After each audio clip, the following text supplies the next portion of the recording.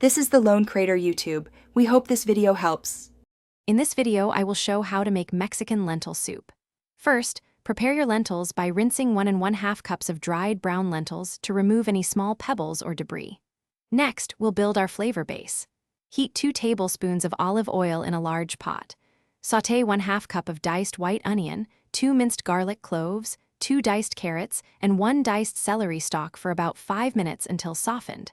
If you like, cook 5 strips of diced bacon until crispy and set aside for garnish. Now it's time to bring our soup together. Add the thoroughly rinsed lentils directly into the pot with your aromatic vegetables. Pour in 2 cups of water and 3 cups of rich chicken or vegetable broth.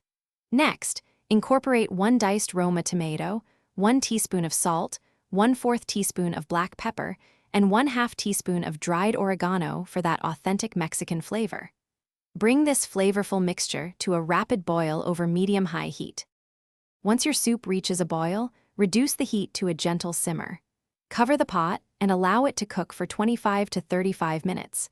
This simmering time allows all the flavors to meld beautifully and the lentils to become tender. Remember to stir occasionally and check for tenderness after about 20 minutes.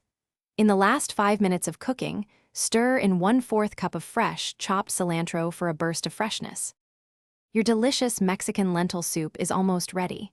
Before serving, taste the soup and adjust the seasonings as needed, adding a little more salt or pepper to your preference. Ladle the hot soup into bowls. For a vibrant finish, garnish each serving with a squeeze of fresh lime juice and some creamy diced avocado.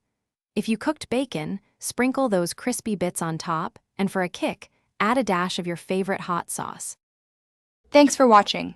Consider subscribing if we helped you.